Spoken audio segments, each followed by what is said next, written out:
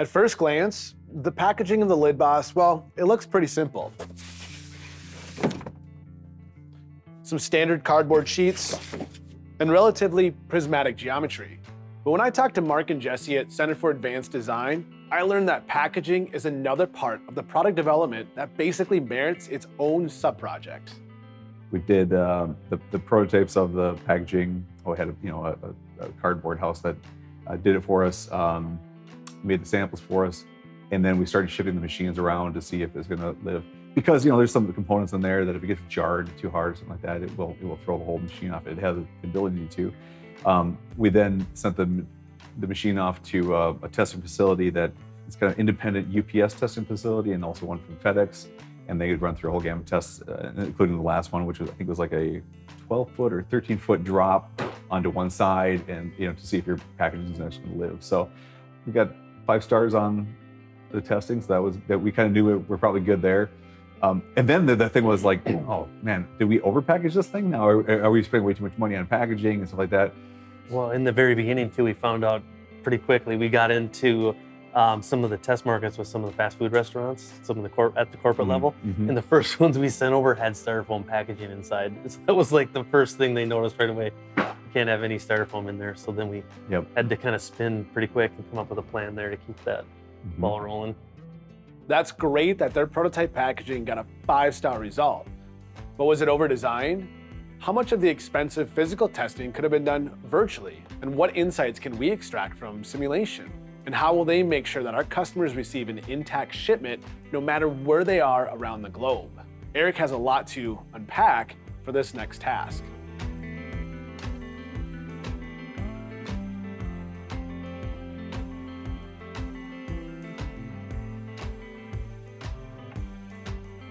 Eric has an initial packaging design mocked up in SOLIDWORKS, combining the use of cardboard and foam. From his previous experience, Eric thinks that this will be more than sufficient. However, he needs to do some testing to validate the final design.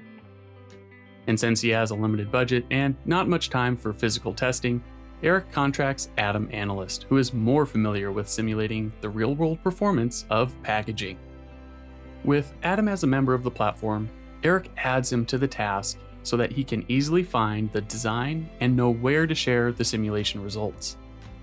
After logging in, Adam also gains access to the team's dashboard, where he can quickly find the assigned task, review the details of the drop test, and open the model. For now, he will focus on one drop onto the bottom face of the package. In order to define the initial position, Adam creates a new assembly, models the floor, inserts Eric's SOLIDWORKS model, and orients it to the desired position. Meshing is one of the most important steps in performing an accurate simulation. And with a mix of solids, surfaces, and thin-walled components, it isn't always a trivial task. He begins with the automated method to create a mid-surface mesh of the box. After specifying the options and clicking run, the app automatically creates an associated surface body, shell section, and mesh. Adam also sees that the material definition from SOLIDWORKS is maintained, eliminating the need to reapply the material for the simulation. Adam moves on to create this structural scenario, but what about meshing the other components? Not to worry. After initializing the simulation, Adam leverages the built-in assistant throughout the next steps. The assistant helps make sure Adam doesn't miss anything from setup to results. For the setup, Adam has access to a wide range of procedures, all powered by Abacus. He defines the explicit method, which is well suited for the high-speed, dynamic behavior of his test. With the Contributing Shapes Manager, Adam easily adds all the components in the model to the simulation, and because of the mid-surface of the box that was created earlier, he excludes the solid representation. He hides the mesh and shows only the contributing shapes to visually confirm his selection. To define the material and thickness of the remaining components, Adam creates shell and solid section properties accordingly. And just like the box, the materials defined in SOLIDWORKS are maintained. The floor doesn't require section properties. Instead, Adam defines it as a rigid surface to help simplify the analysis. Additionally, since he's working with a simplified outer shell of the lid boss, he adds mass to account for the internal components. Moving on to connections, Adam creates a tie to represent the glue that holds the box together. For the interactions between components, he only needs two options: the global friction value and general contact. This eliminates the need to manually define faces or components that may or may not come into contact. Adam creates a clamp to hold the floor in place and gravity to apply a uniform force on the falling box and its contents. He specifies the mesh settings for the lid boss and foam, and updates the model to create the meshes all at once.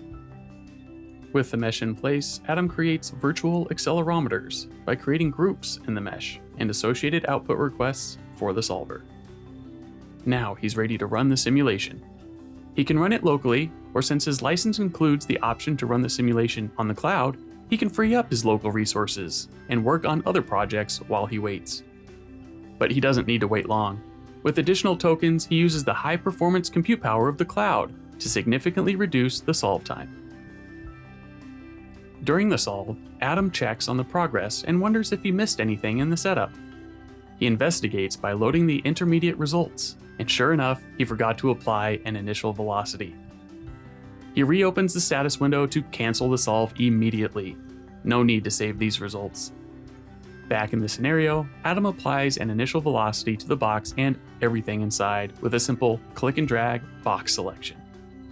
Now he's ready to run the simulation once more. With the simulation complete, Adam begins to investigate the results by animating the stress plot.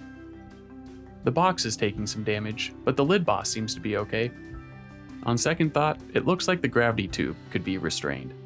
Comparing the acceleration plots, Adam sees that most of the shock is being absorbed by the packaging, so the changes for Eric should be minimal. To share the results, Adam configures lightweight settings to include animations of the displacements and stresses. Back in the dashboard, he attaches the simulation to the task and updates the progress for Eric. Eric views the 3D results in SOLIDWORKS, side by side with the source CAD model, making it much easier to interpret than static images or one-off animations. He has a plan for the design change, but before he takes action, he sees that Megan has commented on the task. The packaging cannot contain foam. To satisfy industry regulation, it must be made out of cardboard only. Eric revises the packaging model with an all-cardboard version, but he is uncertain how well it will perform. He reuses Adam's simulation by creating a new revision of it and replacing the reference model with the new cardboard-only version. No need to start from scratch. The loads and boundary conditions are maintained, and Eric uses the assistant to help him with any updates. Reviewing the results couldn't be more rewarding. The lid boss isn't taking on any damage, the virtual accelerometers are reporting acceptable values, and Eric is getting proficient with their simulation tools. He heads back to SOLIDWORKS to update the validation task for Megan. That was easy for Eric to bring in Adam as an external user and provide him access to the pertinent data and apps he needed. The explicit simulation let them measure the performance under real-world physics. Since all this work is done on the 3D Experience platform, the whole LidBoss team can dig into more results at any time. They can even resolve the scenarios themselves when necessary. Now we're starting to see the multidiscipline benefits of working from a single source of truth. With Megan's initial tasks being whittled away, this team still has some heavy lifting to do.